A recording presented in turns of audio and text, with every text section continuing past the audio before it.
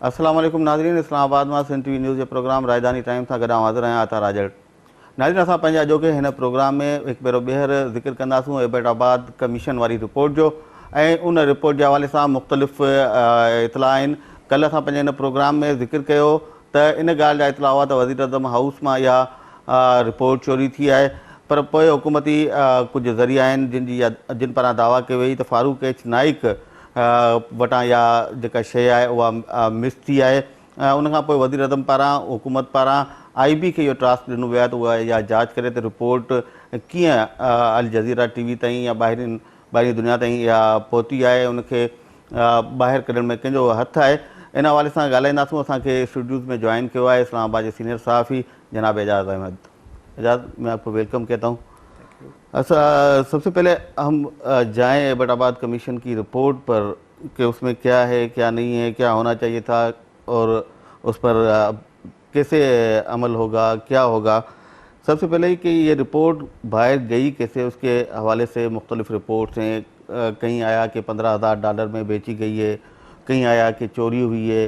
अभी हुकूमती जो ज़राए हैं वो कह रहे हैं कि फारूक एच नाइक ने ये रिपोर्ट दी है या उसके ऑफिस से निकली है। तो आप भी इसको कवर कर रहे हैं मुसलसल, तो आपके क्या इतलात हैं कि ये रिपोर्ट किस तरह बाहर आई?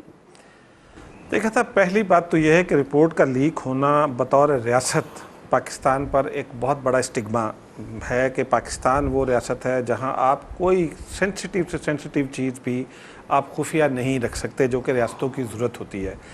इसलिए हमें ये देखना पड़ेगा कि क्या हमें कोई ऐसी कानून साजी करनी चाहिए कि हम एक स्पेसिफाइड टाइम के बाद तमाम डॉक्यूमेंट्स, जैसे दुनिया के दीगर मुल्कों में होता है कि वो लाजमी रिवील कर दिए जाते हैं, कहीं उसकी मुद्दत 25 साल है, कहीं 30 साल है, कहीं 20 साल है। तो हमें भी इस किस्म की कानून साजी की तरफ जाना पड़ेगा, मेरा ये राती ख्याल है। क्योंकि एबटाबाद कमीशन बहुत ही सेंसिटिव मामला था। ये आपकी रियासत को एट स्टेक भी लेकर आने वाला मामला है, लेकिन इसकी रिपोर्ट पब्लिश होने के बजाय चोरी हो जाना। उससे पहले हमने ये देखा था कि 30 साल तक गायब रहने वाली हमीदुर रहमान कमीशन रिपोर्ट्स के भी बाज़ एब्जर्ट्स जो हैं वो पाकिस्तान से बाहर ही जाकर छपे थे। वो भी बहुत सेंसिटिव मामला था, लेकिन वो भी रिपोर्ट चोरी हुई थी, एब्जर्ट्स उसके चोरी हुए थे और पाकिस्तान से बाहर जाकर छपे। फिर हुकूमत पाकिस्तान के बाहर, वो भी इंडिया में बिल्कुल, और वो फिर मुशर्रफ हुकूमत ने उसके बाज़ पोर्शंस को रिवील किया। तो ये एक तो पहलू इसका ये है। दूसरा, हमने इस पर काफ़ी लोगों से बात की। फारूक नाइक साहब ने इस बात की तरदीद कर दी है। उनका ये कहना है कि वो जो कमेटी बनी थी जिसमें फारूक नाइक थे, सेक्रेटरी खारजा थे और सेक्रेटरी दिफा थे। सेक्रेटरी खारजा ने भी एक हमारे दोस्त के साथ बात करते हुए इस बात की तस्दीक की है कि कमेटी ने एक इजलास किया, क्योंकि आपको याद होगा कि जब ये रिपोर्ट प्राइम मिनिस्टर को पेश हुई थी, जस्टिस जावेद इकबाल ने जब पेश की थी, तो वो हुकूमत के आखिरी दिन थे। बिल्कुल, इसलिए हुकूमत के पास उस वक्त इतना टाइम नहीं था, क्योंकि उसको बहुत सारे मामला डील करने थे, तो उसका पास इतना टाइम नहीं था कि वो कई हफ्तों तक इसके ऊपर डिलिब्रेट करती। तो एक कमेटी बनाई गई थी जिसमें सेक्रेटरी दिफा और सेक्रेटरी खारजा शामिल थे, लेकिन उसको हेड कर रहे थे फारूक नाइक। तो फारूक नाइक साहब का ये कहना है कि वो रिपोर्ट कमेटी का एक इजलास हुआ था जिसमें इस रिपोर्ट के मंदरजात का जायज़ा लिया गया और उसके बाद ये फैसला किया गया कि ये रिपोर्ट पब्लिश नहीं हो सकती, इसमें बहुत सारे मामला बहुत ज़्यादा सेंसिटिव है और उनके ऊपर दोबारा गौर की ज़रूरत है। जब तक कोई हुकूमत उसको एज होल कैबिनेट में डिस्कस ना कर ले, उस वक्त तक इसको पब्लिश नहीं किया जा सकता। तो फिर ये रिपोर्ट हुकूमत को वापस कर दी गई थी और दोनों शख्सियत इस बात की तस्दीक करती है कि जो उनकी कॉपीज़ थी वो भी ओरिजिनल कॉपी के साथ कैबिनेट डिवीज़न को वापस भिजवा दी गई थी। सही। तो ये उस तरफ का मौक़िफ़ है। जो हमारी अपनी इतलात हैं, कुछ अर्सा पहले फॉक्स न्यूज़ ने भी इस बात की तस्दीक कर दी है कि कुछ अर्सा पहले इस्लामाबाद ही के एक ऑफिशियल ने, जिनका शायद ताल्लुक़ PM हाउस से है, चंद हफ्तों पहले फॉक्स न्यूज़ से भी रब्ता किया था और उनका ये क्लेम है कि उनको $10,000 में ये रिपोर्ट ऑफ़र की गई थी, लेकिन वो मामला जो है वो डील तय नहीं हो सकी थी। दरमियान में कुछ और हर्डल्स आ गई थी और बात लीक हो गई थी शायद, और कुछ एजेंसीज जो हैं उसको इन्वेस्टिगेट करने लगी थी।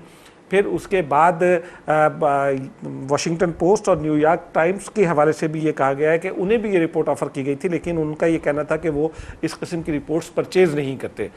तो कहा, जो अब तक की बात जो सामने आई है उसमें कोई PM हाउस से मुतालिक कोई ऑफिशियल मुलव्वस बताए जाते हैं और हतमी बात तो जाहिर सी बात है जब DGIB अपनी इन्वेस्टिगेशन मुकम्मल कर लेंगे तो सामने आएगी। लेकिन मेरा ये ख्याल है कि ब्यूरोक्रेसी, ख़ास तौर पर प्राइम मिनिस्टर हाउस से रिलेटेड जो ब्यूरोक्रेसी है वो इसमें मुलव्वस है और इसका कुछ पर्पस समझ में आता है कि देखिए कहा यह जा रहा है कि नवाज शरीफ हुकूमत जब से आई है तो हुकूमत मुखालिफ अनासर जो होते हैं एस्टेब्लिशमेंट में वो भी उतने ही सरगर्म हो गए हैं। बलूचिस्तान की सूरत ख़राब होती जा रही है, तालिबान की एक्टिविटीज़ भी बढ़ गई हैं और ऐसे मौके पर कुछ अनासर का ये भी शायद इंटरेस्ट होगा कि हुकूमत और एस्टेब्लिशमेंट जो है वो सेम पेज पर ना हो, बल्कि उनकी लड़ाई करवा दी जाए ताकि जैसे गुज़िश्ता 5 साल में अपने मकासद हासिल किए गए उस तरह से किया जाए।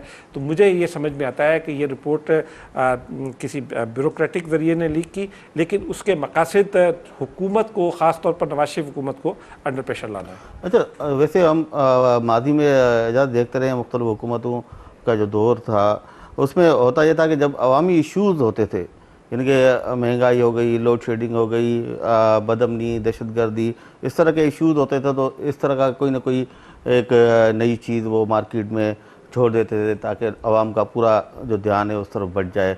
तो इस तरह की कोशिश नज़र नहीं आती कि मुस्लिम लीग नून की हुकूमत जो अपने पहले महीने में ही इतनी ज़्यादा महंगाई हो गई, टैक्स लग गए और बजट में तनख्वाहें भी नहीं बढ़ी, वो सारी चीज़ें थी जिस पर तनकीद हो रही थी। और सबसे बड़ी बात को पूरी अपनी इलेक्शन कैंपेन में मुस्लिम लीग नून ने कहा कि हम आते ही लोड शेडिंग ख़त्म करेंगे, तो लोड शेडिंग वाला जिन भी अभी तक काबू में नहीं आया। तो इन सारे मसाइल से ध्यान हटाने के लिए ये चीज़ मार्केट में लाई गई हो। देखिए अगर आपको याद हो तो मियां नवाज शरीफ ने इलेक्शन कैंपेन के दौरान, उससे पहले मुख्तलिफ इंटरव्यूज़ में, मुल्की और गैर मुल्की चैनल्स को इंटरव्यूज़ में, जब एबटाबाद कमीशन रिपोर्ट के हवाले से उनसे सवाल हुआ था तो उनका ये कहना था कि ये रिपोर्ट पब्लिक होनी चाहिए और वो जब इक़्तिदार में आएंगे तो पहली फुर्सत में उसको पब्लिक करेंगे। ये जो दो आपने हालात बयान किए हैं, यही इस बात को इंडिकेट करते हैं कि किसी तीसरे फरीक ने फ़ायदा उठाने की कोशिश की है, क्योंकि हुकूमत को अगर नज़र हटाना होती, इन सारी मामला से तवज्जो हटाना होती, तो हुकूमत एबटाबाद रिपोर्ट मुकम्मल नहीं तो उसके कुछ उस हिस्से पब्लिक कर देती और फिर डिबेट उसके ऊपर चली जाती। लेकिन आप देखिए इसकी सिग्निफिकेंस देखिए, नवाज शरीफ चीन के दौरे पर गए हैं, उस दौरे की एक अपनी हाइप है, फिर चीन के दौरे के साथ जो सिविल न्यूक्लियर टेक्नोलॉजी और इस तरह की बातें हो रही हैं, फिर उसके बाद जिस दिन रिपोर्ट लीक हुई है शहबाज शरीफ उस दिन दोहा में थे, तो बाद दोस्तों ने ट्विटर पर और फेसबुक पर उसके साथ भी लिंक करने की कोशिश की है कि शायद एज इफ़ शहबाज शरीफ ने खुद जाकर दोहा ये रिपोर्ट लीक की है। यही वो हालात हैं जो मेरी समझ में आता है कि इस हुकूमत के ख़िलाफ़ जो लोग सरगर्म हुए हैं उनके लिए ये बेहतरीन मौका था कि वो इन हालात का फ़ायदा उठाते ताकि इल्ज़ाम जो है वो हुकूमत के अपने ऊपर चला जाए, ख़ास तौर पर हुकूमत की जो सियासी क़यादत है मुस्लिम लीग नून की, उनके ऊपर इल्ज़ाम चला जाए कि उन्होंने फ़ौज को अंडर प्रेशर रखने के लिए रिपोर्ट जो है उसको लीक किया है। सही। अच्छा, अब आएंगे दूसरी बात की तरफ कि रिपोर्ट लीक हुई, कुछ भी हुआ, लेकिन बात यह कि इस तरह के कमीशन बनते इसलिए हैं कि आवाम के अंदर जो इतना बड़ा वाक़या हो गया 2 मई का एबटाबाद में, मुल्क की खुद मुख्तारी की हम कहते हैं कि वो धज्जियाँ बखेर दी गई उस वाक़े के ज़रिए, और पाकिस्तान ज़ाहिर उस पर कुछ कर भी न सका, न UN का दरवाज़ा हमने खटखटाया, न हमने खुद अपना एहतसाब किया। तो इस सूरत हाल में कमीशन बना, कमीशन की रिपोर्ट आई, तो वो तो हक़ाइक़ तो आवाम के सामने आना चाहिए थे, किसी भी तरीके से रिपोर्ट सामने आई, लेकिन रिपोर्ट में जो कुछ तवक्को कर रहे थे लोग, आवाम या मीडिया, वो चीज़ें आपको नज़र आई इस रिपोर्ट में? देखें, वो चीज़ें इसलिए नहीं हैं कि अभी ये रिपोर्ट कंप्लीट नहीं आई। आप अगर देखें अल जज़ीरा की वेबसाइट पर भी जाकर देखें और जो दीगर लिंक्स हैं उन पर भी अगर आप जाकर देखें तो रिपोर्ट के साथ उसके एनेक्चर्स नहीं हैं। बिल्कुल। और जो कमीशन की अपनी रिकमेंडेशंस हैं वो भी अभी रिपोर्ट का पार्ट नहीं है। ये रिपोर्ट सिर्फ उसका वो ऑपरेटिव हिस्सा है जो डील करता है उस वाक़े के साथ और उसकी इन्वेस्टिगेशन के साथ। कमीशन मुख्तलिफ बयान आते हैं मुख्तलिफ लोगों के, कमीशन ने खुद क्या रिवील किया है, अब वो कमीशन ने खुद क्या कंक्लूड किया और हुकूमत को क्या सजेस्ट किया, वो भी इसका पार्ट नहीं है। फिर एनेक्चर्स नहीं है, तो जब तक ये सारी चीज़ें ना आ जाएँ उस तरह से उस रिपोर्ट पर तबसरा नहीं हो सकता। जस्टिस जावेद इकबाल ने एक बात बहुत सिग्निफिकेंट कही है कि ये रिपोर्ट जब मुकम्मल पब्लिश हो जाएगी, मुकम्मल पब्लिक होगी, तो फिर लोगों को पता चलेगा कि कमीशन सुरखरू हुआ है या नहीं हुआ। तो इस बात का इंतज़ार करना चाहिए। अब मेरा ये ख्याल है कि हुकूमत को अब खुद ये रिपोर्ट पब्लिक कर देनी चाहिए, क्योंकि जो उसके सेंसिटिव हिस्से थे वो तमाम के तमाम पब्लिक हो चुके हैं। तो अब इस पूरी रिपोर्ट को छुपाए रखने से कोई फ़ायदा नहीं होगा। जहाँ तक आपने वो बात कही कि पाकिस्तान में जो कमीशन बनते हैं, मैंने याद है कि जी जो हमने पढ़ा है जब हम स्कूलों में कॉलेजेस में पढ़ रहे थे, उस वक्त भी जब हम अपनी सियासी तालीम हासिल करते थे और जो हिस्ट्री पढ़ते थे पाकिस्तान की सियासी, तो लियाकत अली ख़ान के कत्ल से लेकर और एबटाबाद कमीशन तक कितने ही कमीशंस बने हैं। बेनज़ीर भुट्टो का कत्ल, लियाकत अली ख़ान का कत्ल, ये तो बहुत बड़े वाक़यात थे, लेकिन मुझे याद है कि लेट 80s में 88 में हैदराबाद में एक वाक़या हुआ था जब 4 मज़दूरों को मार दिए गए थे और उसमें कोई आर्मी के मेजर मुलव्वस थे, मेजर थे या कर्नल थे, वो मुलव्वस थे। उस मुतालिका अफसर को सज़ा भी दी जा चुकी है, लेकिन उसमें जस्टिस मुख्तार जुनेजो और जस्टिस जुल्फ़िकार मिर्ज़ा के वालिद जो थे उन पर मुश्तमिल एक तहक़ीक़ाती कमीशन बना था। उस कमीशन की रिपोर्ट भी मंजर आम पर नहीं आई थी, जिसमें एक बहुत छोटे लेवल का अफसर मुलव्वस था। तो ये तो बहुत बड़े वाक़यात हैं। पाकिस्तान में बदकिस्मती ये है कि हमारे यहाँ कमीशन और कमेटियाँ बनाई इसलिए जाती हैं कि जो हक़ाइक़ हम कौम के सामने लाए जा सकते हैं उनको किस तरह से छुपाना है। सही। आप शायद टंडो बावल थाने का जिक्र कर रहे हैं जो जनरल ज़िया के दौर में हुआ हैदराबाद के नज़दीक। नहीं, टंडो बहावल का जिक्र नहीं कर रहा हूँ। टंडो बहावल का जिक्र तो हुआ था जनरल आसिफ नवाज के ज़माने में, जब सिंध का ऑपरेशन शुरू हुआ था 1988 में। हैदराबाद में इस तरफ जब आप बदीन की तरफ जाते हैं, फैक्ट्री एरिया, हुसड़ी एरिया में, वहाँ पर एक किसी बड़े उसकी लैंडलॉर्ड की ज़मीनें थी। वहाँ पर कुछ दादू से रिलेटेड मजदूर काम करते थे और एक और सेठ उन ज़मीनों पर कब्ज़ा करना चाहते थे। तो उन्होंने उसको मैनेज किया और अपने किसी रिश्तेदार के ज़रिए जो फ़ौज में शायद कर्नल थे, कुछ मैनेज किया और मिसलीड करके CIA को एक ऑपरेशन कर डाला और उनको डाकू करार देकर मार डाला। मैं और चंद सीनियर जो दोस्त थे हमारे उस ज़माने में, मैं तो बहुत नौजवान था, तो हम उस जगह पर गए थे और हमने ये मामला उठाया था कि ये तो वो इलाका ही नहीं है जहाँ डाकू छुप सकते हैं। तो उसके बाद पता ये चला था कि वो तो मजदूर थे और फतेह टेक्सटाइल मिल में काम करते थे। तो उसकी तहकीकात के लिए एक कमीशन बना था जिसको हेड किया था जस्टिस जफर मिर्ज़ा ने। सही। वो कमीशन बहुत मामूली सी बात थी। टंडो बहावल तो उससे कहीं बड़ा वाकया था, लेकिन वो कमीशन बहुत मामूली सी बात थी। उसकी भी रिपोर्ट मंजर पर नहीं लाई गई थी क्योंकि उसमें कहीं एक कर्नल साहब या मेजर साहब मुलव्वस थे।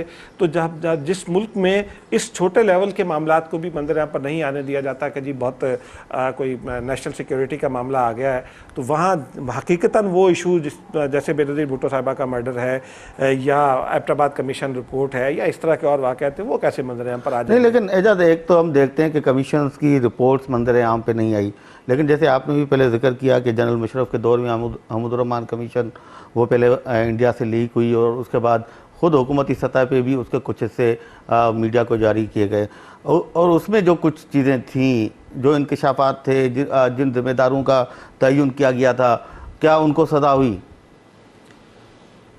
उनमें से किसी को सज़ा नहीं हुई। और इतना बड़ा सान्या हुआ, हमारा मुल्क दो लख्त हुआ उस वक्त। देखे ना, यही अलमिया है ना, क्योंकि जब वो जो हमीदुर रहमान कमीशन रिपोर्ट जो है वो जिन लोगों के बारे में इंडिकेट करती थी वो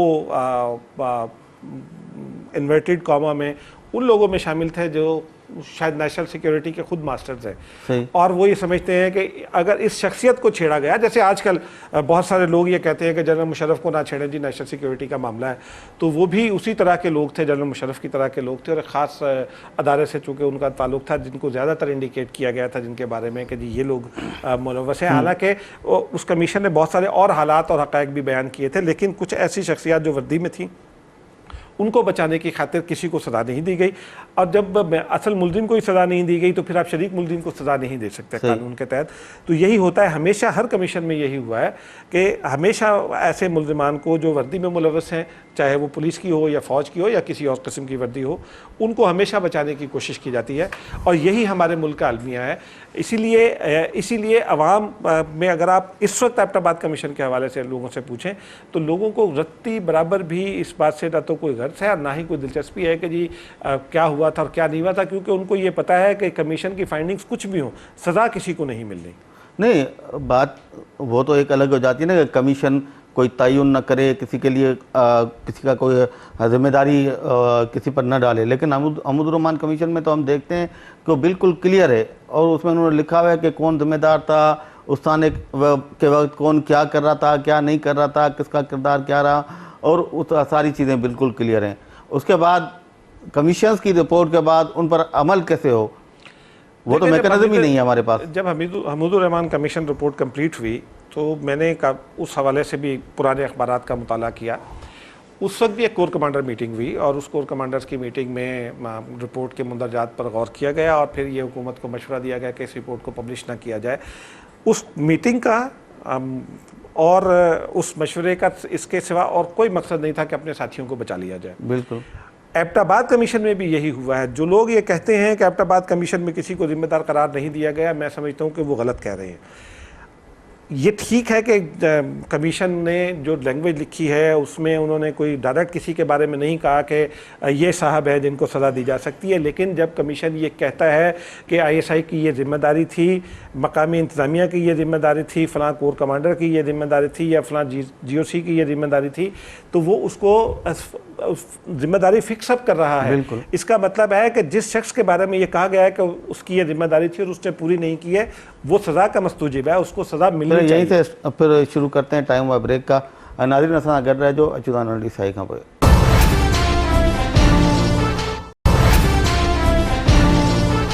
नाज़रीन प्रोग्राम में तव्हांखे ॿीहर वलीकार चऊं था। इधर बात में ये कर रहा था कि चलो कमीशंस तो हमारे पास बनती हैं, उनकी कोई रिपोर्ट आती है, कोई नहीं आती, लेकिन कमीशंस बनाए किस लिए जाते हैं? इसलिए कि जिम्मेदारों का तयन हो, उनको सज़ा हो कोई, ताकि आइंदा इस तरह का कोई वाक़या ना हो सके। लेकिन कमीशंस की जो रिपोर्ट्स हैं उस पर अमल दरामद के लिए हमारे पास कोई मैकेनिज्म नज़र आता है आपको बना हुआ? देखिए ज़रा सा आप पीछे जाइए, जब सदर आसिफ अली जरदारी इलाज के लिए गए थे उन हालात पर जाइए, मेमोगेट कमीशन से ज़रा सा पीछे। उस वक्त यूसुफ रज़ा गिलानी ने पार्लियामेंट हाउस में एक तकरीर की थी। क्या कहा था उन्होंने? नेशनल असम्बली में भी उन्होंने स्पीच की थी और फिर बाद में सेनेट में भी की थी, लेकिन जो नेशनल असम्बली के जुमले थे वो मुझे याद हैं। उन्होंने ये कहा था कि हमने ये कमीशन बनाया था ये देखने के लिए कि उसामा कैसे आया, उसके कोलैबोरेटर्स कौन थे, लेकिन अब ये हमसे पूछते हैं कि जी वीज़े कैसे दिए। तो वीज़ों का इशू नहीं था। आप ये देखिए कि कमीशन को क्या मैंडेट दिया गया था, लेकिन कमीशन ने किस दबाव पर किस तरफ जाने की कोशिश की। ठीक है जी। फिर रिपोर्ट बनती है, रिपोर्ट बनने के बाद कोर कमांडर्स की मीटिंग होती है, उसमें रिपोर्ट डिस्कस होती है और फिर हुकूमत पर यह प्रेशर आता है कि जी आप इस रिपोर्ट को पब्लिश ना करें। मैकेनिज्म मौजूद है। देखिए जब कमीशन बनता है तो उसके TORs बनते हैं और TORs के साथ ये भी होता है कि ये कमीशन किन लॉज के तहत बना और इसकी रिपोर्ट पर इम्प्लीमेंटेशन कैसे होना है, वो पूरा मैकेनिज्म मौजूद होता है। ऐसा नहीं है कि मैकेनिज्म नहीं है, लेकिन उस मैकेनिज्म की राह में कुछ लोग आ जाते हैं और वो लोग शायद रियासत से ज़्यादा ताकतवर हैं और वो रियासत से ज़्यादा ताकतवर अदारों से भी ताल्लुक़ रखते हैं, क्योंकि कहीं कोई अदारे का सरबराह है और कहीं कोई अदारे के किसी और अहम ओहदे पर मौजूद है। मसलन आप ये देखिए कि जिस वक्त ये ऑपरेशन हुआ तो मैंने भी एक स्टोरी की थी उस वक्त, और फिर उस पर बहुत मुझे फ़ोन वोन भी आया और तनकीद भी हुई और फिर उसकी तरदीद भी हुई। ये कहा गया था कि पाकिस्तानी अदारों को इसके बारे में कुछ इल्म नहीं है और पाकिस्तानी अदारों को उस वक्त इल्म हुआ जब वो एबटाबाद से इतलात आई और फिर ऑपरेशन 40 मिनट में कंक्लूड हो गया था। उस वक्त एक हमने स्टोरी ये की गई थी कि पाकिस्तान की जानिब से ग्राउंड सपोर्ट प्रोवाइड की गई थी। ग्राउंड सपोर्ट प्रोवाइड करने वालों को ऑपरेशन ये इल्म नहीं था कि किसके खिलाफ ऑपरेशन हो रहा है, लेकिन ये पता था कि ये कोई बहुत सेंसिटिव ऑपरेशन हो रहा है। और कुछ अली शाहिदी ने यह भी कहा था कि जब उन्होंने घर से बाहर निकलने की कोशिश की तो उनको कमांडोज ने कहा कि आप अंदर जाएं, और वो कमांडोज पाकिस्तानी कमांडोज थे। तो इन अ वे देखिए कि आपके रडार उस दिन बंद थे, आपने ग्राउंड सपोर्ट प्रोवाइड की, लेकिन जिम्मेदारी लेने पर कोई तैयार नहीं है। जिम्मेदारी लेने पर इसलिए तैयार नहीं है कि शायद कुछ लोगों को सजाएं होंगी और कुछ लोगों की वर्दियां उतरेंगी। फिर आप देखिए कि इसी इलाके में जहां ये वाक़या हुआ है उसके इर्द गिर्द के इलाकों से और दहशतगर्द भी पकड़े गए। आपने क्या किया?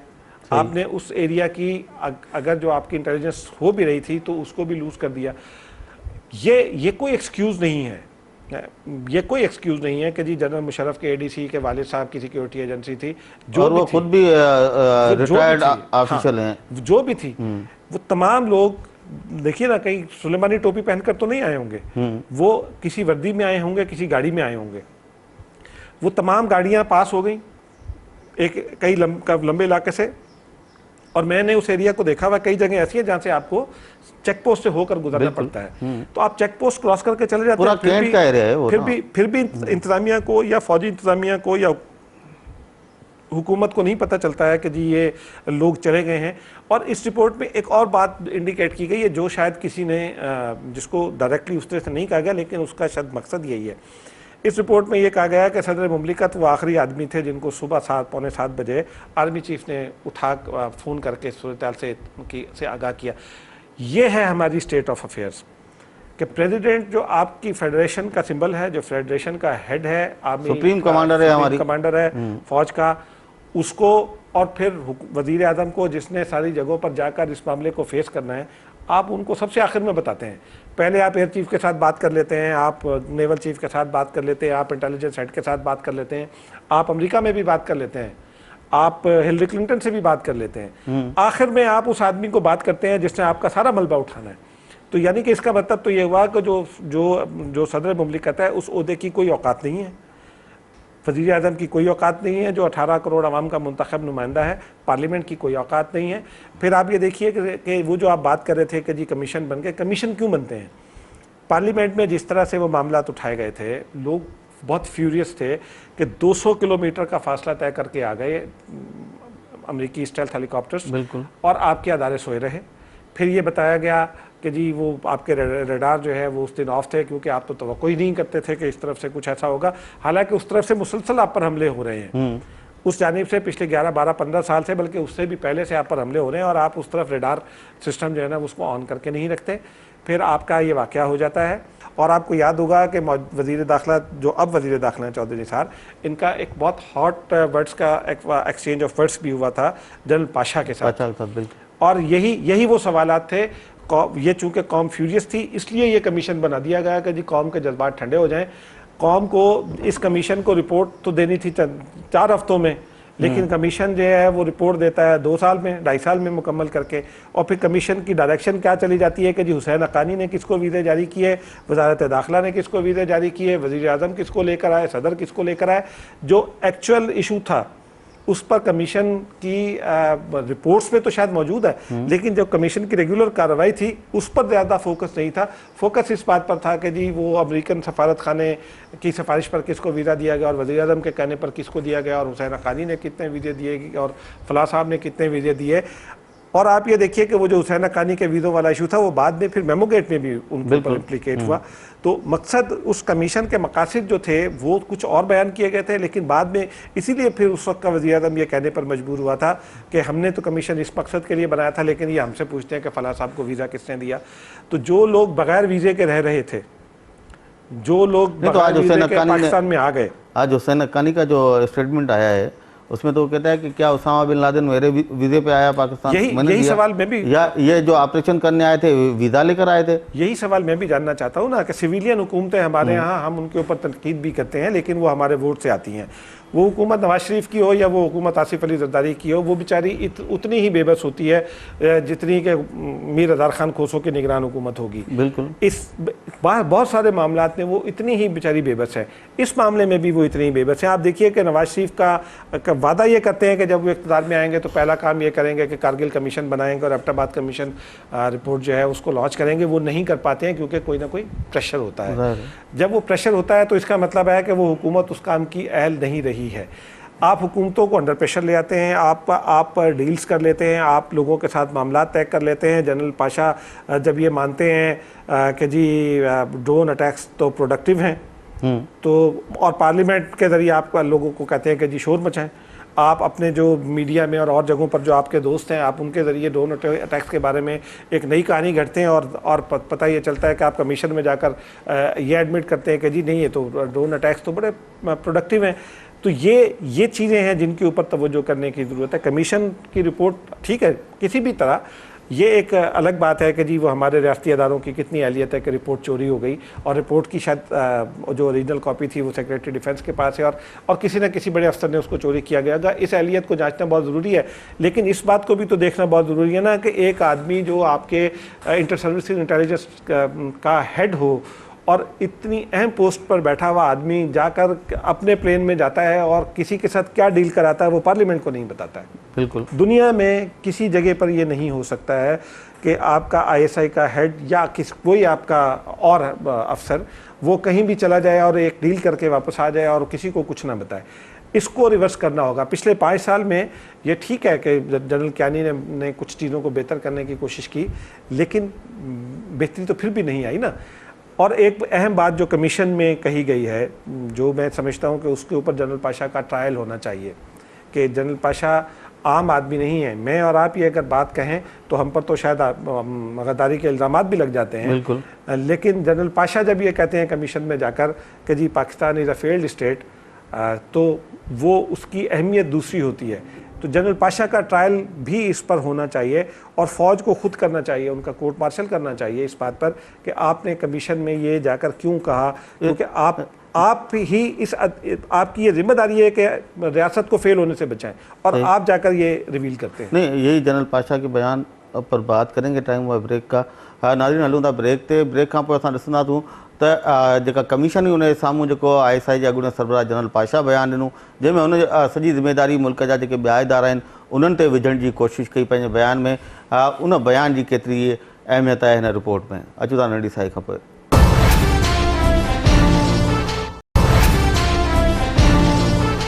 वेलकम बैक नाजरीन। जनरल पाशा का जो टोटल बयान आज आया है अखबारात में या अल जज़ीरा की वेबसाइट पे भी पढ़ा हुआ है, उसमें वो कहते हैं कि ये हमारी बुनियादी तौर पे जिम्मेदारी नहीं थी, जो दूसरे लॉ इन्फोर्समेंट एजेंसीज हैं, इदारे हैं, पुलिस है जिसमें दूसरी सिविलियन जो हैं इदारे, उनकी जिम्मेदारी थी। हमें तो मजबूरन, हमें कभी हुकूमत ने नहीं कहा कि आप टेररिज्म के ख़िलाफ़ जो ये सारी कार्रवाइयाँ उसका हिस्सा भी बने, लेकिन हमने जब देखा कि दूसरी एजेंसियाँ नाकाम हो गई तब हमने वो जिम्मेदारी भी अपने कांधों पे ले ली। तो ये इदारा जो हमारा है, ये पूरी दुनिया में माना हुआ इदारा है और हर दुनिया के मुल्क में पाकिस्तान के जो मफादात हैं उसका तहफ़्फ़ुज़ करता हुआ नज़र आता है। लेकिन पाकिस्तान के अंदर जब हम देखते हैं तो इस तरह की जो चीज़ें हो रही हैं, एक जो बंदा जो पूरी दुनिया को मतलूब है, नंबर 1 लिस्ट पर नंबर 1 है, 9 साल तक पाकिस्तान की सरजमीन पर होता है, बीवी बच्चे भी उसके साथ हैं और वो ट्रेवल करता रहता है और हमें नज़र नहीं आता कहीं भी। इसके पीछे क्या, लोग तो ये कहते हैं कि शायद जिस तरह जनरल ज़िया के दौर में ये इन सब को तैयार किया गया तो उसके पीछे जिन कुव्वतों का हाथ था, तो ओसामा बिन लादेन जो 9 साल पाकिस्तान में रहा तो वो भी वही कुव्वतें थी जिन्होंने इसको तहफ़्फ़ुज़ दिया, इसको पनाह दी। देखिए था, एक तो हमारे यहाँ एक तो ख़ास तौर पर जो हमारे अस्करी अदारे हैं उनका जो माइंड सेट है वो बहुत प्रॉब्लमेटिक है मेरे लिए। आप जाम साकी को और उनके 11 साथियों को बंद कर देते हैं सिर्फ इस प्रिजम्पशन पर कि वो चूँकि जनरल ज़ियाउल हक़ के फ़ौजी एक्शन के ख़िलाफ़ एक जद्दोजहद कर रहे हैं, तो उन पर आप ये इल्ज़ाम आयद कर देते हैं कि जी आप मुल्क तोड़ रहे हैं और फिर उनके ऊपर गद्दारी का इल्ज़ाम लगाकर आप फ़ौजी अदालत में मुकदमा चलाते हैं और डॉक्टर नज़ीर अब्बासी को शहीद भी कर देते हैं। बिल्कुल ठीक है जी। और फिर जब ये मामलात उलटते हैं तो जो आदमी डॉक्टर नज़ीर अब्बासी को तशद्दुद का ज़िम्मेदार होता है वो DGIB भी मुकर्रर हो जाता है और वो बिल्कुल खुलेआम फिर रहा होता है और उसको कोई कुछ नहीं कहता। एक तरफ तो ये है, दूसरी तरफ क्या है, ISI का मैंडेट क्या है, ISI क्यों बनाई गई थी या इंटेलिजेंस अदारे क्यों बनाए गए थे। इंटेलिजेंस अदारे इसलिए बनाए जाते हैं कि आप नॉन रेगुलर एक्टिविटीज़ जो हैं आप उनके ऊपर नज़र रखें, जो रेगुलर क्राइम है उनके ऊपर तो नज़र रखने के लिए पुलिस है। इन अदारों की एक्सपर्टीज़ होती है इस बात की कि कोई दहशतगर्द है, कोई वांटेड शख्स है या मुल्क दुश्मन है, कोई मुल्क दुश्मन है, कोई प्लॉट हो रहा है पाकिस्तान के ख़िलाफ़, कोई मुल्क के ख़िलाफ़ साजिश हो रही है, उसके ऊपर नज़र रखें और उसको नाकाम बनाए। अब मैं ये समझता हूँ कि इसमें जो उस अदारे का हेड होता है ना, उसकी ज़ाती हैसियत बड़ी मैटर करती है, उसकी ज़ाती अप्रोच बड़ी मैटर करती है, क्योंकि फ़ौजी डिसिप्लिन के तहत चलने वाले अदारे जो हैं उनका जो सरबराह उनको कहता है उनको उनकी बात मानना पड़ती है। आप एक आदमी बगैर वीज़े के रह रहा है, मैं अगर किसी जगह पर चला जाता हूँ पाकिस्तानी के किसी हिस्से में, तो फौरी तौर पर जो है मैंने अभी इलेक्शन कैंपेन में इसको एक्सरसाइज भी हुआ कि मैं एक जगह पर गया तो वहाँ पुलिस को पहले से पता था कि जी मैं आया हुआ और मेरा ताल्लुक़ कहाँ से है। तो आपको नहीं पता है कि एक आदमी जो इतना मोस्ट वांटेड आदमी है दुनिया का, वो आपके मुल्क में आ गया और वो आपके मुल्क के सर्वाइवल का भी मसला है, उसकी गिरफ्तारी या उसकी हलाकत, और आप इतना सरफ नज़र किए हुए हैं, वो आपकी नाक के नीचे 9 साल तक रहता रहा है, उसके बच्चे वहाँ खेलते हैं और फिर आपको ये भी नहीं पता चलता कि एक कैंपेन चलती है पोलियो के नाम पर या वैक्सीनेशन के नाम पर, और वो डॉक्टर्स और नर्सिस आते हैं और जाते हैं और वो 2 दफ़ा उस घर में दाखिल होते हैं और फिर वो रिपोर्ट करते हैं, और आप उस घर में, आपको तो उस घर पर नज़र रखनी चाहिए थी, उस घर में आने जाने वालों पर नज़र रखनी चाहिए थी। और जो लोग 2 दफ़ा गए हैं पोलियो वैक्सीनेशन के लिए, आप उनको भी तो क्वेश्चन करते ना। लेकिन एजाज देखें, हम कैंट के एरिया पाकिस्तान भर में कई शहरों में है ना, वहाँ पे अगर आप बग़ैर नक्शे के एक कमरा भी ज़्यादा बनाते हैं तो फ़ौरन वहाँ पर इंतजामिया पहुँच जाती है। यहाँ इतना बड़ा आप देखें किस तरह की हवेली बनाई है, किस तरह की ऊंची दीवारें बनाई हैं, बुलेट प्रूफ, और उन पर तारें लगाई हैं आपने, क्या कहते हैं, खारदार। तो ये क्या जवाब है कि नक्शा हमारे पास नहीं आया था, इसलिए हमारे इल्म में बात ही नहीं है? देखिए यही चीज़ है ना जो लोगों को शक में मुबतला करती है और फिर लोगों को इस तरह की गुफ्तगू का मौका फराहम करती हैं। अगर आप मसले को शुरू होने पर ही टेकअप कर लें और टैकल कर लें तो फिर यहाँ तक नौबत नहीं आती। आज जो ये सवालात उठ रहे हैं वो अदारे के बारे में शायद नहीं उठ रहे, वो उन इंडिविजुअल्स के बारे में उठ रहे हैं जो वहाँ मौजूद थे और तमाम मामलात को डील कर रहे थे। उन लोगों को इसका कम से कम जवाब देना चाहिए, क्योंकि हम सब ये जानते हैं कि डिसिप्लिन के मामले में पाकिस्तान की जो उसकी फोर्सेस हैं वो कितनी स्ट्रिक्ट हैं, और अगर वहाँ कोई एक सरबराह आ जाता है तो बाकी सबको उसके अहकामात मानना पड़ते हैं। इसलिए उस सरबराह को से कम इन्वेस्टिगेशन ज़रूर होनी चाहिए जो आज भी बड़े मज़े से मौजूद है और किसी जगह पर कंसल्टेंसी भी कर रहे हैं पाकिस्तान से बाहर। ये भी उनको इजाज़त नहीं होनी चाहिए, क्योंकि इतनी सेंसिटिव जगह पर रहने वाला आदमी है, बैरून मुल्क जाकर किस वक्त किसके हाथों में खेल जाए ये भी आपको नहीं अंदाज़ा होता ना। तो जो आदमी, मुल्क के तमाम जो अहम राज हैं वो तो उसी के पास, वो राज उसके पास है, और वो उससे कम से कम इस बात की जवाबदारी ज़रूर होनी चाहिए कि आपके इल्म में ये तमाम बातें आई थी, क्योंकि ISI हेड को तमाम इतलात आती हैं, तो उनसे कम से कम ये ज़रूर इतलात उनसे होनी चाहिए, उनसे इन्वेस्टिगेशन इस बात की होनी चाहिए कि इन चीज़ों का जायज़ा आपने क्यों नहीं लिया और ये जो आपने नेग्लिजेंस का मुजाहरा किया है इसकी आपको सज़ा क्यों ना दी जाए। अच्छा एजाज, अब प्रोग्राम का टाइम भी ख़त्म हो रहा है। आखिर में मैं ये जानना चाहूँगा कि रिपोर्ट चलो जिस तरह भी मंजर आम पे आई और उसका जितना हिस्सा भी आया वो आया है, बाकी जो हिस्सा अभी मंजर आम पे नहीं आया उसमें क्या है, क्या सिफारिशात की गई हैं, वो अपनी जगह हैं, लेकिन ओवरऑल हुकूमत और अपोजिशन के हलकों में अब क्या हिकमत अमली तय की जा रही है कि इस रिपोर्ट को पूरा वो जो इससे अभी बाकी है वो भी मंजर आम पर लाएंगे और इस रिपोर्ट में जो सिफारिशात की गई हैं उन पर अमल दरामद होगा नहीं होगा? अगर हुकूमत नहीं करती तो अपोजिशन क्या लाएअमल इख्तियार करेगी? देखिए मेरा ये ख्याल है कि हुकूमत इस वक्त अंडर प्रेशर है और वो अमल दरामद नहीं करेगी, क्योंकि अगर उसने लोगों को सज़ा देने का सिलसिला शुरू किया तो फिर उसका अपना सर्वाइवल एट स्टेक शायद आ सकता है। हुकूमत ने खुद पहले ही अपने आप को बहुत बड़े बड़े मामलात में उलझा लिया है, तो मेरा ये ख्याल है कि हुकूमत तो अभी फौरी तौर पर कुछ नहीं करेगी। मुमकिन है आगे चलकर जब थोड़ा सा प्रेशर कम हो जाए तो रिपोर्ट के बाकी हिस्से भी रिवील हो जाएँ या रिपोर्ट फॉर्मली हुकूमत खुद ही लॉन्च कर दे। अपोजिशन की जानिब से ये डिमांड ज़रूर आ रही है कि रिपोर्ट की लीक होने की तहकीकात की जाए, लेकिन अपोजिशन भी जिस पोजीशन में है, जिस तरह से उसको फ्रिजाइल करके अपोजिशन को रखा गया है, आप देखिए कि तहरीक इंसाफ जैसी जमात भी अभी तक इस बात पर खामोश है कि जिम्मेदारों को सजा दें। पीपल्स पार्टी तो अभी भुगत कर निकली है ना। बिल्कुल। तो जितनी अंडर प्रेशर हुकूमत है उतनी ही अपोजिशन की दोनों मेन पार्टीज़ भी हैं। तो बहुत शुक्रिया आपका, आपने टाइम दिया हमें। नाज़रीन, एबटाबाद कमीशन रिपोर्ट के हवाले से असां ॻाल्हि ॿोल कई। प्रोग्राम टाइम ख़त्म थो थिए, सुभाणे ॿीहर हाज़िर थींदासूं। असांजी इजाज़त, अल्लाह वाही।